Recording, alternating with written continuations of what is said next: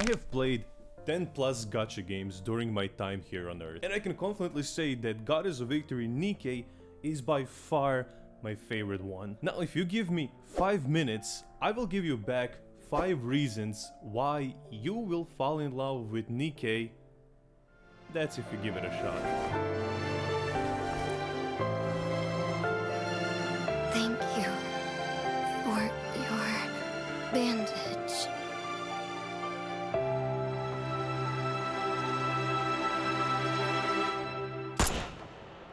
Now, I would like to start off with basically the most enticing point of any gacha game. Summoning for characters! I started to play Nikke around 19th of July, so overall a little over 3 months. And on screen you can see all the characters I've managed to pull. Now, if you know the game, you will notice that a lot of these characters are top tier characters. And that's the thing with Nikke, it's not stingy at all. You do have to work for the currency to get the characters, but it gives you a lot of free SSR pulls. It also has a general banner where most of the characters end up on, even like top tier anniversary units. And what's even better, that banner has a wish list where you can wish list characters that you want, and if you do get an SSR, it's guaranteed to be one of those 15 characters from your wish list. So yeah, it's really not that hard to get top tier characters and progress through the game. Now, of course, because of that, there is a lot of costumes that are kind of expensive that you can buy, because you know, they have to make bread somehow.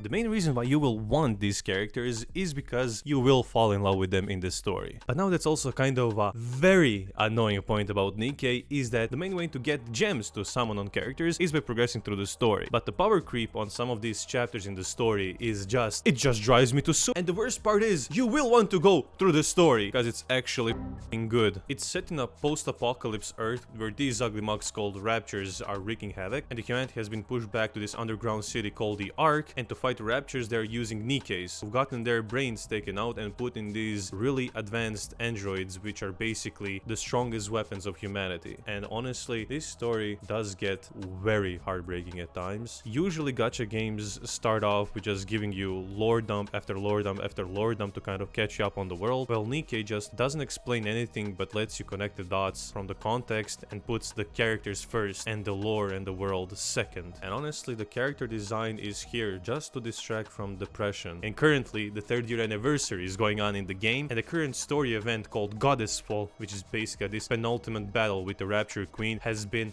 amazing, and I'm genuinely tweaking and wanna see and find out what happens.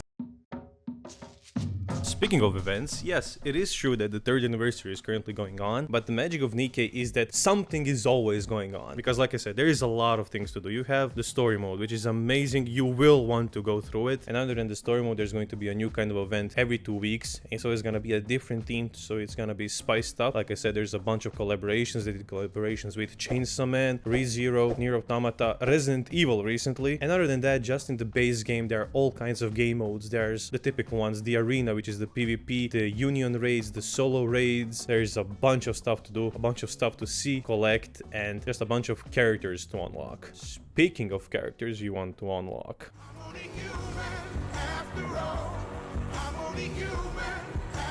if you spend any amount of time on the internet these days, chances are you've seen at least some characters from this game. And I'm not gonna lie, I can't even hide it. These characters have amazing character development. Now,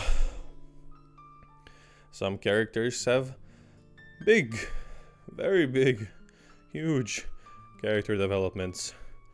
Others have small, less noticeable character developments. Some character developments you can see on the surface, up front. Others you have to turn around to see. But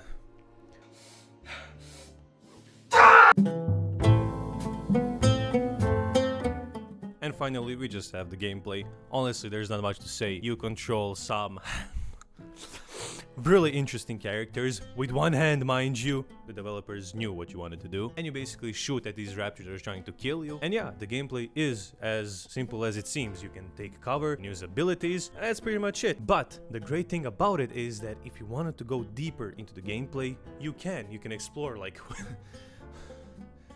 I shouldn't have done this. You can explore like which characters do more damage, which types are better, which characters synergize more. And like I said previously, there is a bunch of stuff that you can do in this game which will demand different kinds of teams. So yeah, you can do the entire game just by using one team, but you can also use multiple teams.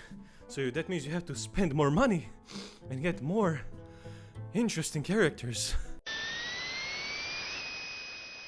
If any of these points sound enticing to you, or even multiple points, I please applaud you to give Goddess of Victory Nikke a try. This video is not sponsored, although I would love for them to sponsor me. And fun fact, these are the same developers that made Stellar Blade. And also fun fact, this game made like $1 billion, I think. So yeah, only top quality waifus in here. But if I managed to hook you and interest you in Goddess of Victory Nikke, please leave a like and subscribe, or maybe even share around this video.